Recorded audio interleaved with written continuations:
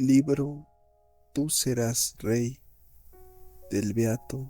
Anacleto González Flores. Título: El forjador. La fragua llamea por dentro y por fuera. La mano larga y pródiga de la vida batió barro y acero, y después de varios años de espera, echó raíces secas arrancada de los troncos envejecidos del bosque. Dejó caer sobre ellas la lumbre ardiente de los grandes ojos del sol. Sopló devastadoramente y atizó con sus brazos ennegrecidos hasta dejar, encendida y llameante, y como una enorme ascua de hierro atormentado, toda la forja abrasada por un incendio. Todo hierve, caldea y se derrite dentro de la fragua, y el yunque, iluminado y mordido por el resplandor de la hoguera, parece alargarse en busca del aliento fresco que baja de la montaña. El hierro, negro aún por el beso de la tierra y áspero y rugoso, parece sentir que se aproxima el momento en que, estrujado y herido hasta sus entrañas, se limpiará y quedará terso y sonoro como una espada. El martillo descansa silencioso y se reclina perezosamente sobre el yunque mientras lo arrebata. En un éxtasis de batalla y de fuerza, la mano dura lo echará sobre los bloques encendidos que harán estremecer la forja entera con sus gritos penetrantes de rebeldía. El forjador allí está, nudosos y gruesos sus dos brazos como las traigambres destrenzadas que se desdoblan y se retuercen a lo largo de las rocas. Recias las dos manos, como hechas para quebrar las aristas endurecidas del granito. Su cuerpo alto, derecho y altivo, como roble nacido bajo el soplo de la tormenta. Su frente clara y limpia, casi radiante, como un vago resplandor de lejanía iluminada por la llamarada distante del porvenir. Su cabeza echada hacia atrás, con un gesto de conciencia firme y profunda, de la propia fuerza y del propio destino. Y él, todo entero con los brazos echados hacia abajo y de pie en medio del oleaje enrojecido de la fragua y transfigurado por el incendio, como árbol secular,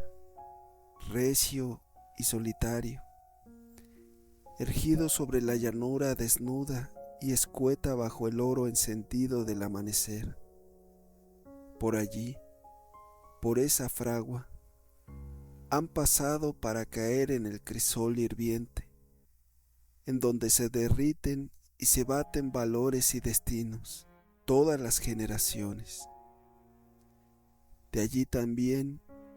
en medio del estrépito ensordecedor, levantado por las gruesas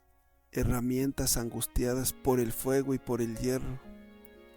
han salido y salen todos los días las vainas y las espadas de todos los capitanes, las plumas victoriosas de los caudillos del pensamiento y de la palabra, las personalidades que dicen el grito que pone en marcha a las multitudes, los caracteres que concentran el polvo disperso de brazos y voluntades para poblar el desierto y el mar con flotas y caravanas, y las manos que desdoblan el nudo de todas las vidas para dejar abierto el libro inmenso de la historia. Por allí, en fin, pasa todos los días el porvenir del mundo para remozar cuerpo y espíritu, para reclutar sus abanderados, para armar sus carabelas y para ungir ojos y frentes con el óleo sagrado del ensueño y de la esperanza, y para seguir su marcha. El día siguiente, antes de que caiga la última estrella, hacia las distancias imprecisas y remotas que parecen hacer señales a todos los viajeros para que sigan su jornada. Extraño taller es ese, donde se oye el martilleo resonante, infatigable, que estruja y hiere el hierro vivo, carne y espíritu, de la vida de cada hombre, del destino de cada pueblo, de la suerte de cada raza y de la fisonomía de cada patria. Extraño forjador es ese, que abre y cierra el puño de su mano gruesa y encallecida en derredor del mango del martillo, y que en medio del acento armonioso y triunfal del yunque estremecido que canta y que solloza, hace el milagro de echar en su hornaza los despojos de todas las vidas que han llegado a ser el botín de la muerte, y de rehacer las vanguardias del pensamiento, de la conquista y de la acción, diezmadas por el cansancio y por el tiempo. ¿Quién ha abierto esa forja que llamea por dentro y por fuera, y que nada ni nadie ha logrado apagar? ¿Qué boca sopla, con soplo abrasador, para que el hierro arda perpetuamente y se ablande bajo el golpe del martillo? La vida es la mano infatigable que abre todos los días esa fragua, encendida por el resplandor enrojecido del incendio. ¿Dónde ha abierto y abre todos los días la vida ese taller que limpia y renueva el porvenir del mundo? En la mitad del corazón del hombre, en la mitad del espíritu y de la carne, en la hora ardiente de la juventud, en el instante candente como las entrañas del sol, en que sangre, nervios, corazón, pensamiento y voluntad han caído en una inmersión de sangre y de luz. ¿Quién es ese forjador que tiene apretado su puño en el mango del martillo y que se embriaga en la música salvaje y sonora de su forja, y tiene abiertos inmensamente los ojos hacia la línea distante de la lejanía? Es la misma juventud, porque la juventud es a un mismo tiempo la forja abierta todos los días por la mano incansable de la vida, y el forjador que recibe yunques, martillos y fuego para hacer su trabajo perpetuo de remozar el mundo. La juventud es el momento de la plasticidad del espíritu y del cuerpo, es decir, es el instante en que cada uno debe moldearse, en que cada uno debe nacerse, en que cada uno debe encontrar los rasgos definitivos de su propia fisonomía, porque nadie nace totalmente hecho, ni del espíritu ni del cuerpo. Nacemos a medio hacer, y todo el trabajo de nuestros días, el que se realiza en los oscuros subterráneos, por donde marcha la sangre de nuestras arterias y en las vías profundas de nuestro pensamiento y de nuestra conciencia, y el que hacemos sudorosos y jadeantes bajo el sol, desde que amanece hasta que baja la noche, van y deben ir en derechura hacia esta suprema finalidad: acabarnos de hacer. No solamente nosotros, los hombres, nacemos a medio hacer. Todo lo creado se halla en un estado de perpetuo y sangriento alumbramiento, La estrella marcha callada y pensativa hacia una playa remota donde acabará su obra. La tierra lleva signos de insomnio en vertiginoso voltear sobre su propio eje y seguirá con los ojos abiertos ante el sol de todos los días y ante las estrellas de todas las noches,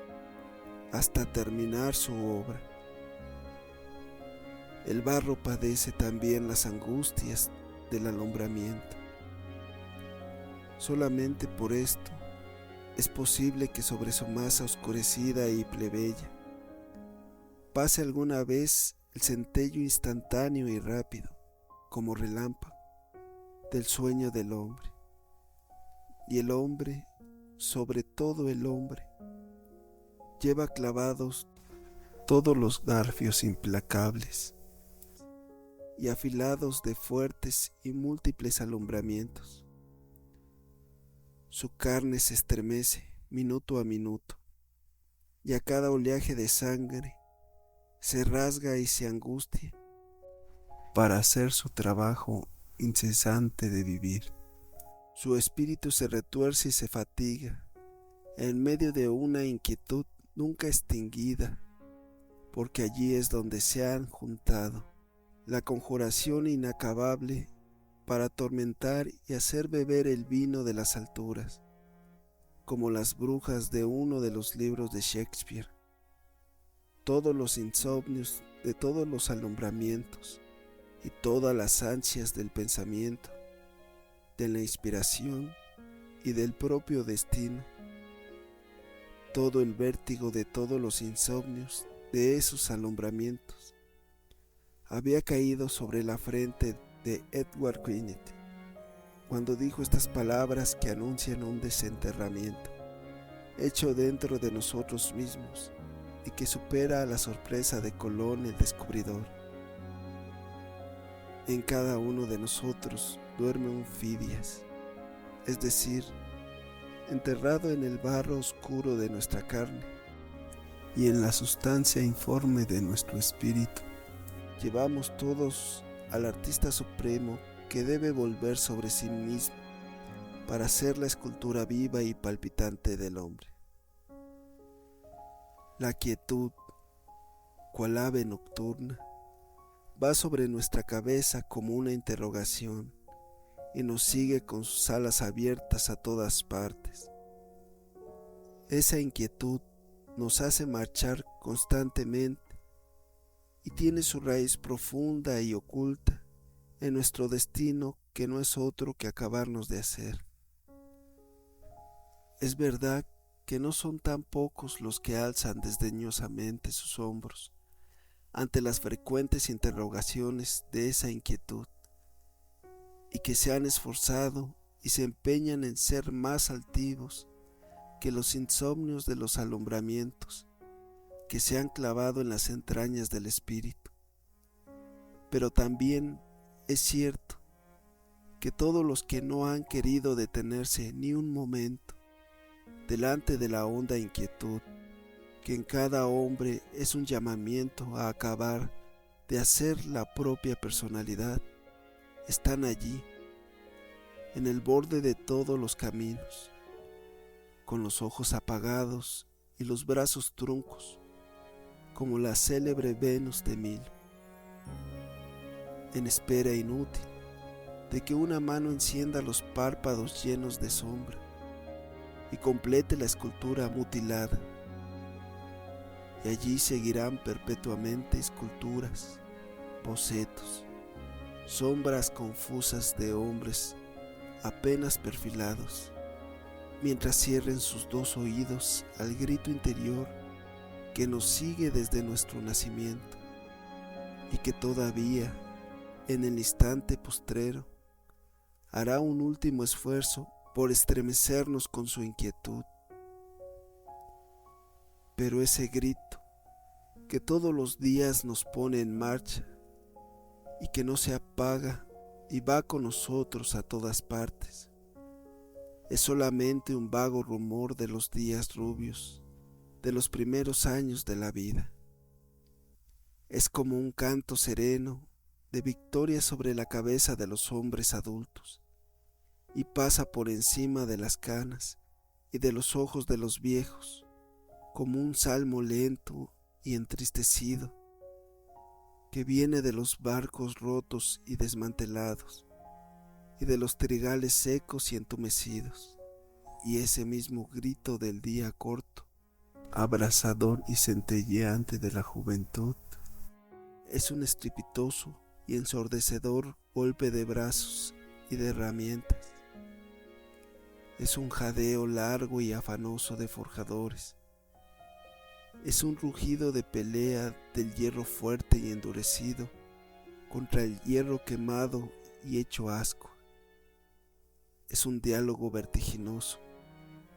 atropellado, enconado, casi sangriento, en que se grita, hasta aturdir, hasta arrojar lumbre, el bloque ennegrecido del martillo y la masa tersa del yunque tembloroso de coraje y de alumbramiento. Y el día de la juventud es también el día en que todo, martillos y yunques, hierro y brazos, pensamiento y corazón, hierve, arde, se derriten y ofrecen el límite máximo de su plasticidad. De allí, de ese bloque de hierro que acaba de encender la mano abrasada de la juventud, pueden hacerse vainas y espadas, escudos y corazas, plumas y moldes para vaciar hombres. De allí pueden salir maestros y artistas, pilotos y remeros, fundadores de dinastías y artífices de pueblos. De allí puede salir, sale todos los días, saldrá siempre todo el porvenir. Y de allí han intentado e intentan sacarlo todos los grandes modeladores de hombres y de patrias. Ve a la forja acabada de encender, le dicen al oído al mozo de 15 años, el filósofo, el artesano, el estadista y el guerrero, y apresúrate a golpear el hierro, hecho ascua de tu propio pensamiento, de tu palabra, de tu voluntad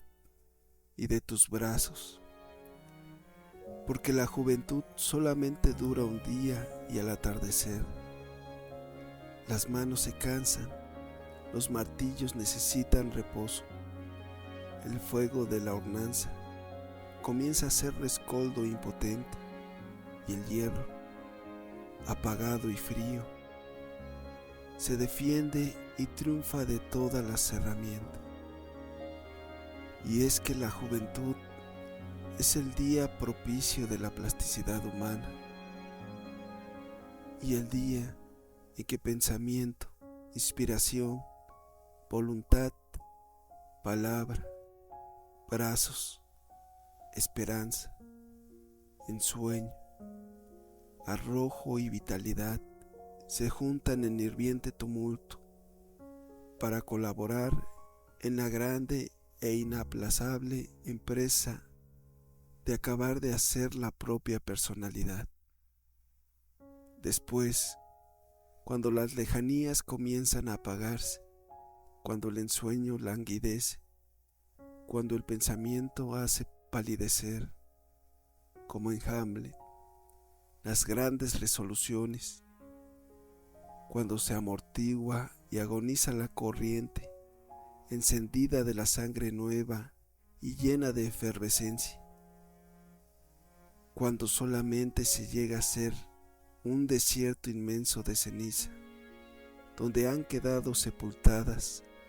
las audacias y las ansias de conquista y de batalla, nuestro brazo se fatigará en vano en alzar y en dejar caer el martillo y en reñir con el hierro sobre la superficie tersa y apagada del yunque. Encontrarse ante la fragua abierta de la propia juventud y volverle la espalda desdeñosamente y quedar con los brazos caídos en persistente actitud de inercia y de inacción es echarse en el abismo de una pérdida totalmente irreparable. Ante el grito sonoro de los yunques, de la fragua abierta de la juventud, hay que detenerse, buscar las puertas, que deben encontrarse abiertas de par en par, y sin titubeos, sin tregua y sin aplazamientos inútiles y peligrosos. Hay que penetrar y ponerse delante de las herramientas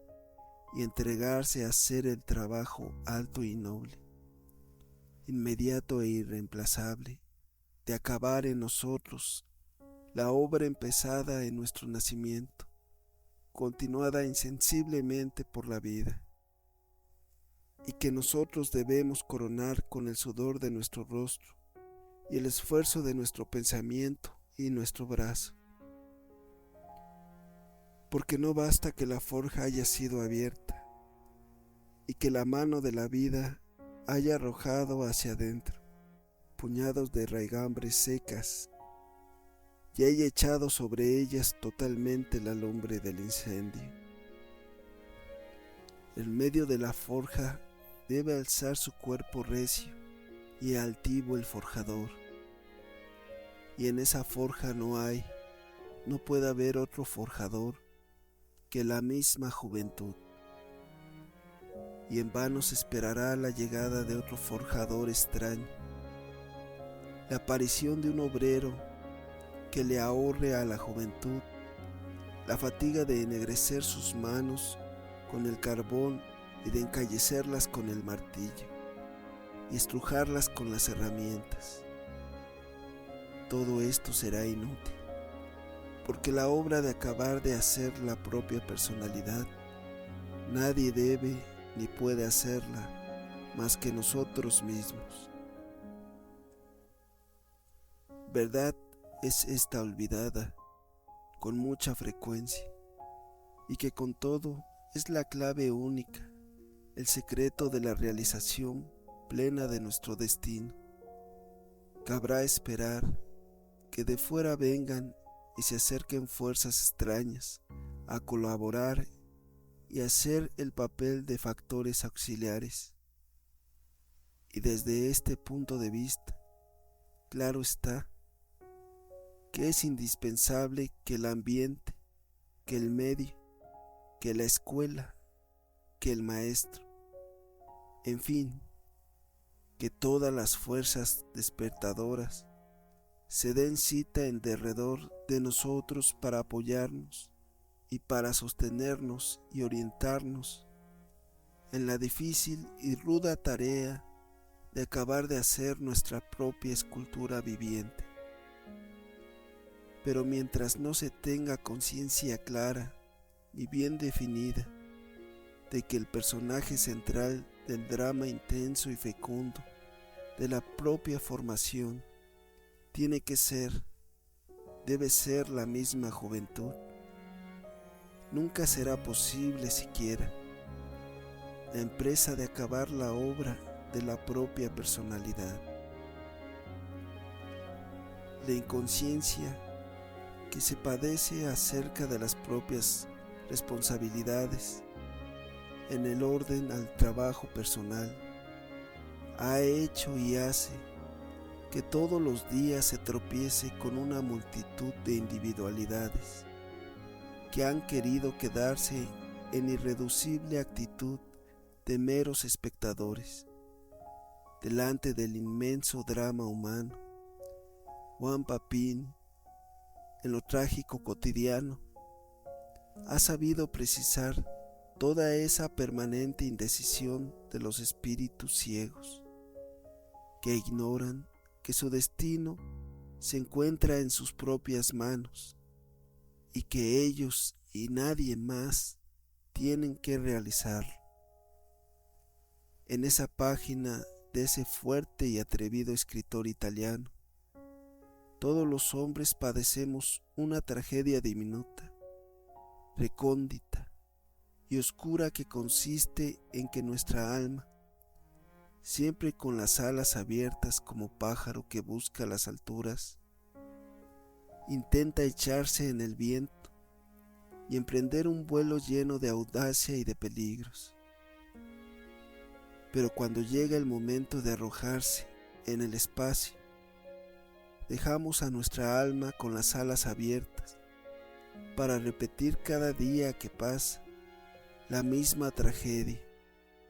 y quedamos siempre en la orilla, en tanto que muchas barcas se dan a la vela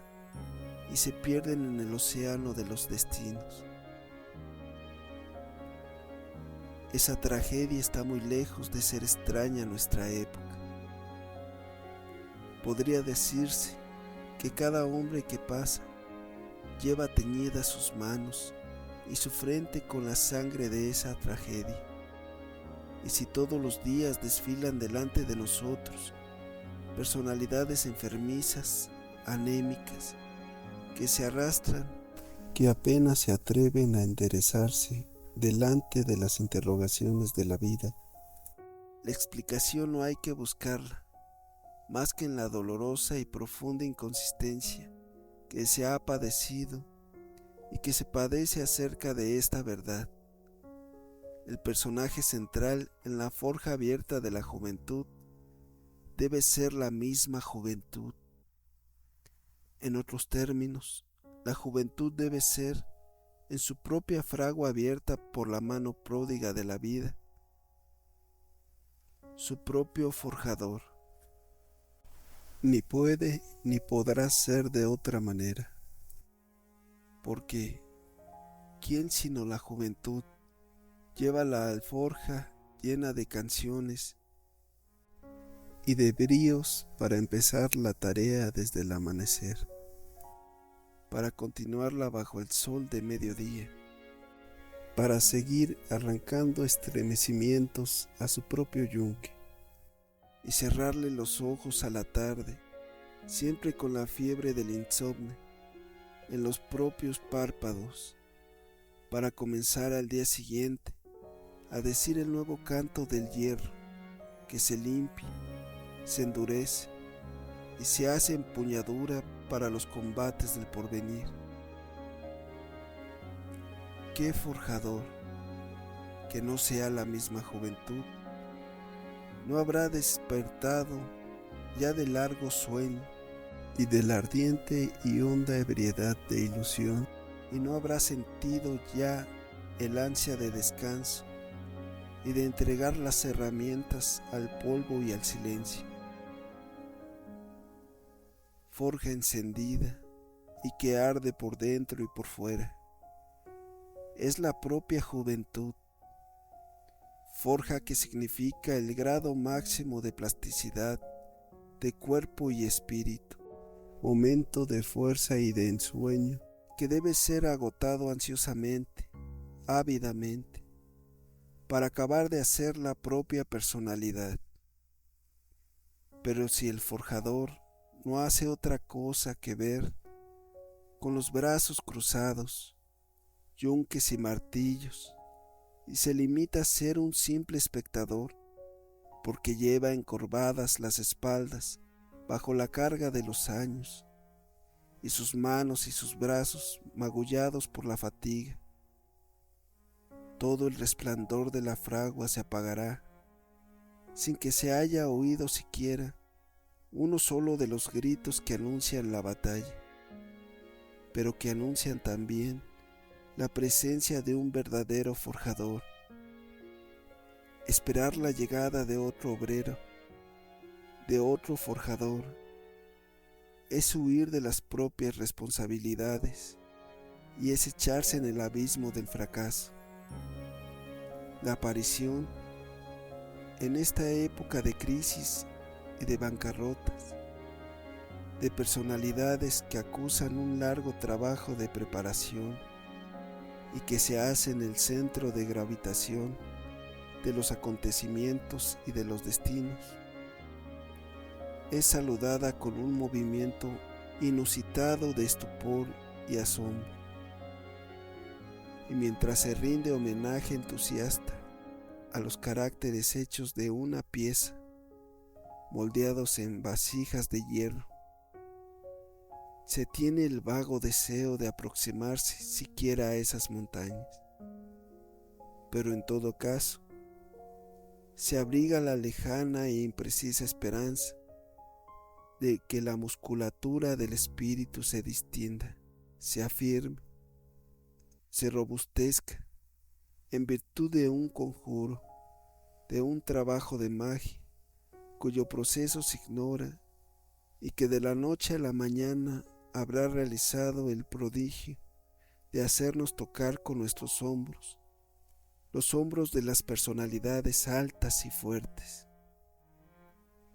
Pero el prodigio no se realiza, ni se realizará jamás. Los bloques de mármol que inmortalizó con sus manos de inspirado Miguel Ángel, ásperos, rusgosos y toscos, se habrían quedado si el artista no los hubiera herido reciamente con su pensamiento y con sus herramientas. El bloque oscuro,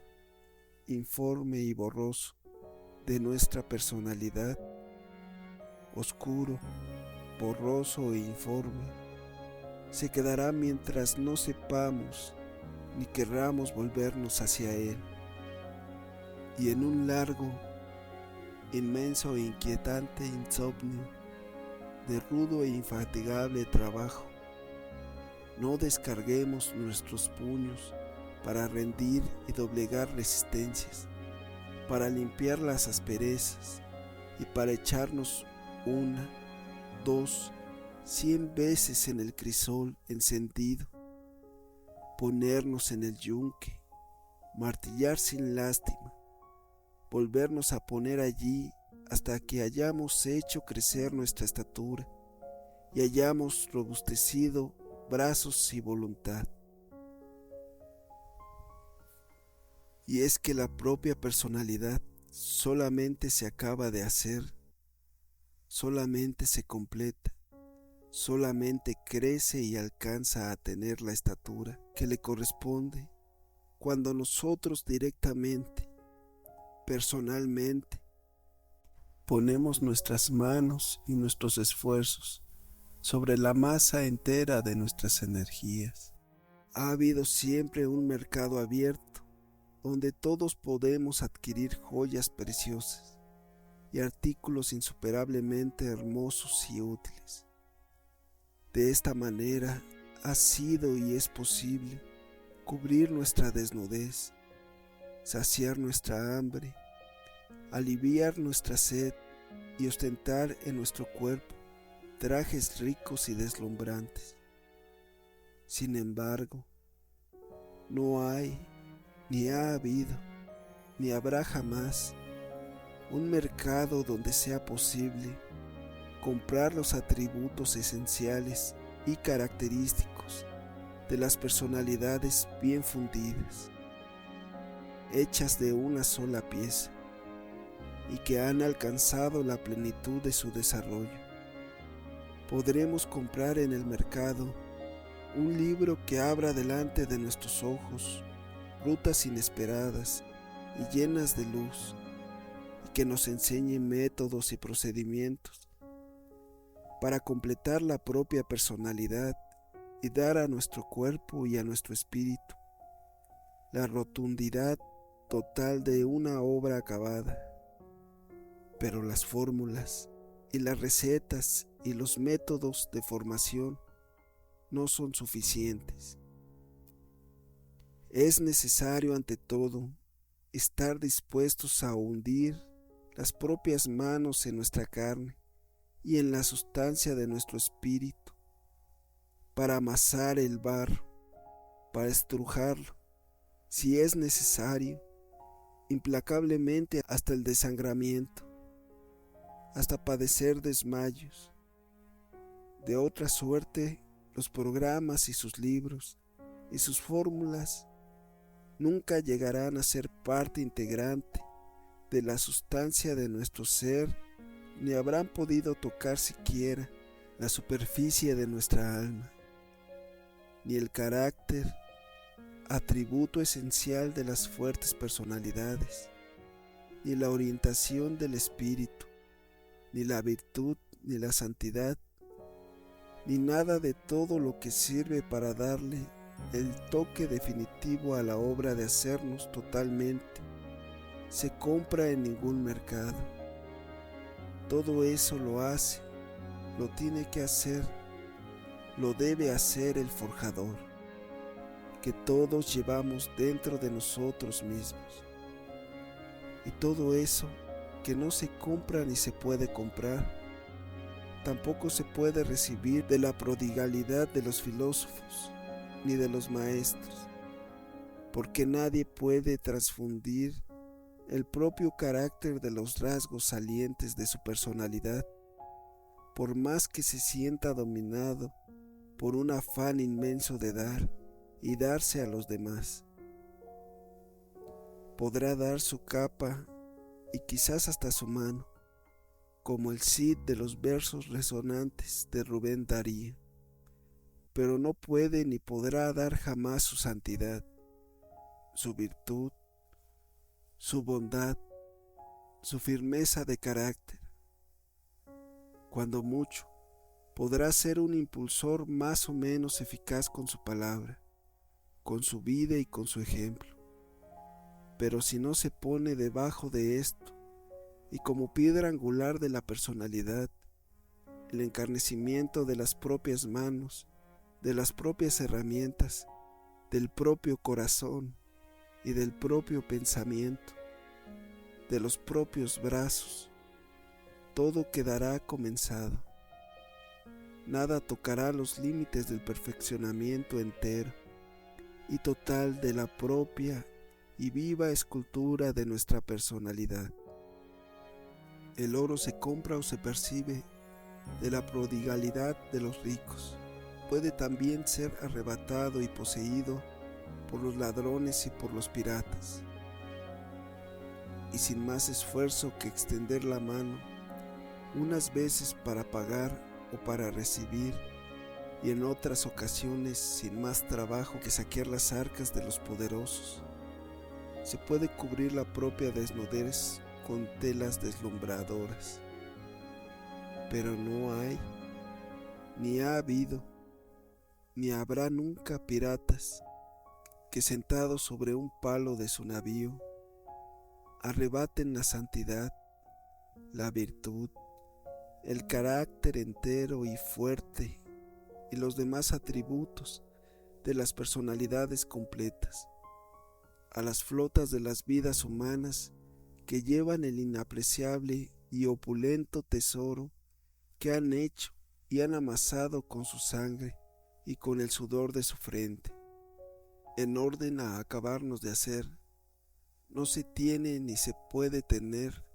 más que lo que se hace y se amasa con las propias fatigas, con los propios desangramientos y con los propios esfuerzos. En nada como en esto, es una verdad alta y fuerte el principio de que cada uno es hijo de sus obras. Y en nada como en esto, es verdad que cada uno es lo que quiere y lo que ha querido ser. Se ha querido y se quiere ser una escultura cabal, con los ojos grandemente abiertos hacia la línea del porvenir, con el pie firmemente hundido en el cimiento de una voluntad irreducible e indomable, con los brazos tendidos hacia todas las batallas, y se ha querido estrujar carne y sangre, pensamiento y palabra, espíritu y corazón dentro de la forja llameante, para no dejar apagar la lumbre que chispea sobre el yunque. Eso se tendrá, una alta y recia escultura viviente, que por haber despertado alfidias que duerme en cada uno de nosotros, llegará a ser la admiración de todos, y que ostentará en sus brazos largos y desnudos toda la rotundidad de los bloques golpeados por Miguel Ángel,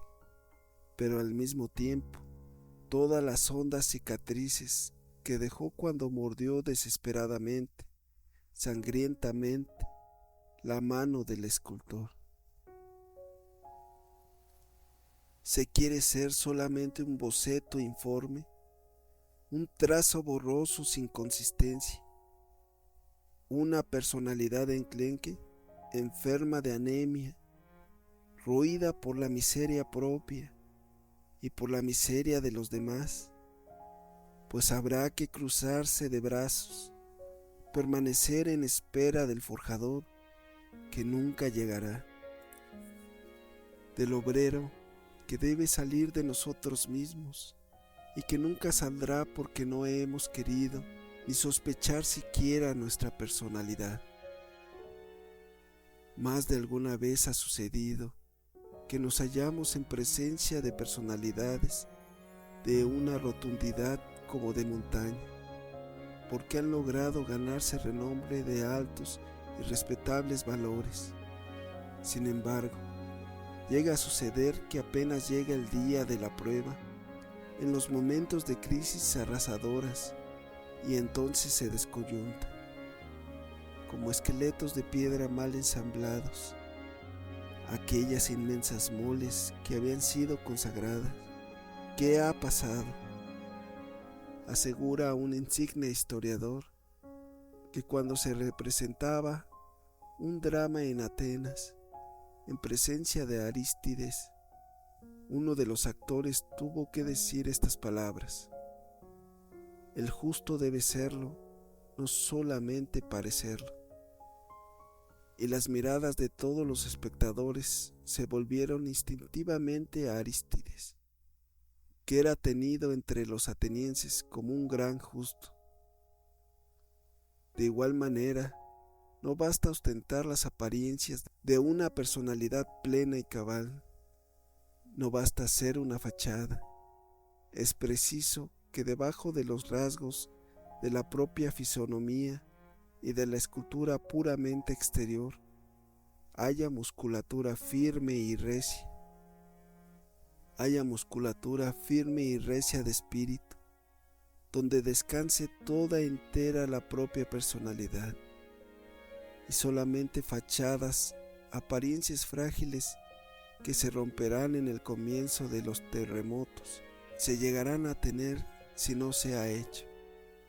Martillo en mano y dentro de la propia fragua, el trabajo de moldearse y de forjarse a sí mismo. La juventud necesita ser forja encendida, que grita por dentro y por fuera en los estremecimientos de sus yunques, y debe ser también, inevitablemente, esencialmente, el forjador que levanta sus dos puños para golpearse hasta sacar del bloque oscuro de su propio hierro la empuñadura y la hoja de su propia espada. Perwind, personaje central de uno de los más atormentadores libros de Ibsen, toca los linderos de la juventud, alza en su mano la copa rebosante de la vida y comienza a beber. Sale de sí mismo con una ansia irresistible y devoradora. Se entrega a todos los arrebatos y a todos los éxtasis en presencia de las cosas de fuera, y deja olvidada, caída y bajo el polvo y el silencio de la fragua interior, la escultura que la mano de la vida había comenzado a hacer en él. Marchó vertiginosamente detrás de todos los vertigios. Ahogó, con sus manos apretadas sobre su pensamiento y su corazón, el grito penetrante del forjador que llama todos los días a nuestras puertas para quemar sus brazos, golpear el yunque y ennegrecer de arriba a abajo con el aliento de la fragua. Y entre tanto, los carbones encendidos perdían poco a poco la lumbre de sus entrañas, las herramientas se enmohecían, los martillos dormían largamente y se apagaba el resplandor rojizo de la forja. Comenzó a atardecer y Peer Gynt, viva imagen del pródigo del Evangelio, seguía su marcha arrebatada y vertiginosa fuera de sí mismo. lejos de sí mismo, más allá de su pensamiento, de su corazón y de su personalidad. La fragua se apagó y había comenzado a anochecer. Bajo la noche sobre el espíritu de Perwin, como una luz que se precipita de la montaña, y entonces, bajo el silencio y la soledad de la noche, Perwin moderó el paso. Sintió que su frente arrugada y marchita se inclinaba blanda y fatigosamente. Le pareció que llevaba la cabeza coronada de cabellos blancos, que su cuerpo temblaba ligeramente con su propio peso, como Gustavo Adolfo Bécquer, el radiante bardo de las rimas, pudo decir: en aquella noche envejecí. Había envejecido. Era la noche del alma la que había tocado a sus puertas. Todo se había apagado, y extraviado caminante que buscaba el rescoldo del viejo hogar, no encontró dentro de sí mismo más que el largo sueño de los martillos, la inquietud inalterable del yunque cargado del polvo y olvido, de la hornanza apagada y repleta de cenizas. Continuaba lenta y tristemente, empobrecido, saqueado de alma y cuerpo por el vértigo de la huida de sí mismo, su viaje de regreso, cuando en un recodo del camino se presenta un viejo artesano que es un fundidor y que, como el maestro de las páginas del Evangelio, viene a decir sobre el ramaje deshojado de la higuera seca su última palabra. El fundidor le pregunta a su nombre al viajero. El viajero dice llamarse Pirwit, y entonces el fundidor le asegura que viene enviado por el hacedor de todo a tomar la vida de Pirwit envejecida, empobrecida, estéril e inútil, para echarla en su caldera como una moneda gastada, roída y sin valor. Y eso, una moneda roída, carcomida, arruinada, había venido a ser toda la vida de Pirwit, que en medio del vértigo que lo arrebató durante el día de su juventud, huyó de sí mismo, marchó desafortunadamente más allá de su propio corazón y de su propio pensamiento, y dejó apagar todas las raigambres secas, encendidas dentro de su fragua. Se negó a ser el forjador de su taller, y jamás quiso magullar su cuerpo, ni alma, pensamiento ni voluntad, en el yunque que le había sido entregado, y con el martillo que extendía su mango largo y endurecido. Y eso, monedas mordidas por el orín, devoradas hasta en sus entrañas por el derroche arrasador de una noche de orgía, son todas las vidas de los que no entraron a su fragua, ni batieron ni moldearon hierro. Y todas esas vidas saqueadas por dentro y por fuera deben ser amontonadas como trastos rotos e inútiles y arrojadas a la caldera donde el fundidor quema, derrite y angustia las monedas gastadas para hacer una moneda fuerte, sonora y de altos quilates. Pirwin es un torcedor que debe quedar clavado para siempre en la mitad de cada vida como un grito de escarmiento. Y desde hoy la juventud debe penetrar en la forja que lleva abierta en sus propias entrañas,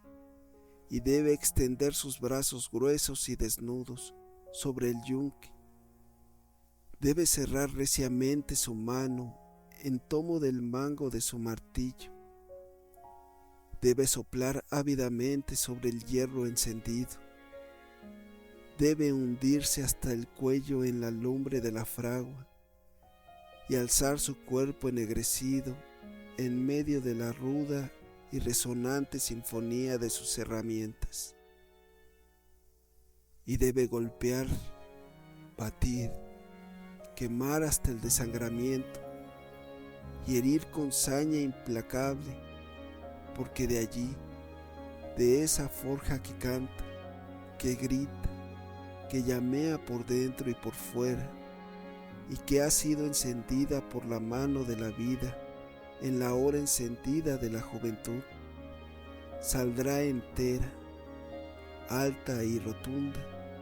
la personalidad del forjador. Y de allí, de los bloques hechos ascuas que dicen gritos penetrantes de rebeldía, saldrán espadas y empuñaduras, moldes para vaciar hombres, caudillos y maestros, recias musculaturas de atletas que amasarán barro de multitudes. Y de allí sale, ha salido y saldrá siempre, remozado y rejuvenecido, el porvenir del mundo. Forjador altivo y robusto de la fragua de la juventud, yo te saludo, eres el forjador del porvenir del mundo.